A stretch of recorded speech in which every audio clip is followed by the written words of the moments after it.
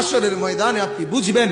যদি বেলালকে জিজ্ঞাসা করেন, বেলাল ঈমানের দাম কত, বেলালকে বলবেন ঈমান কাকে বলে, তো হযরতে বেলাল বলবে উত্তপ্ত বালুর মধ্যে বুকে পাথর চাপা দিয়ে মরুভূমির রৌদ্রের মধ্যে পড়ে থাকাকে ঈমান বলে।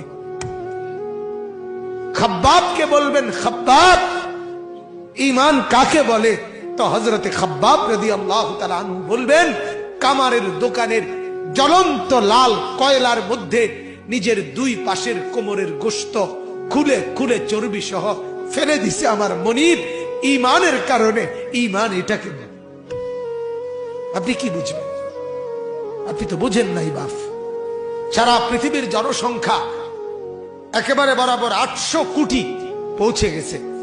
800 কোটি মানুষের মধ্যে 200 কোটি যদি ইমানদার হয়, মুসলমান হয়, তা এখনো তো এই মুহূর্তে 600 কোটি বেঈমান পড়ে আছে। তাহলে আপনি যদি সেই 600 কোটির মধ্যে হতেন, আমি যদি হতাম, কি হতো বাপ? মৃত্যু পর্যন্ত যদি কালেমার সন্ধান আমি না পেতাম, মৃত্যু পর্যন্ত যদি আমি মুমিনের পরিচয় না পেতাম, আমার অবস্থা কি হইতো? আমার কবর কি হতো? এজন্য এটার চাইতে দামি কোন সম্পদ আল্লাহর কসম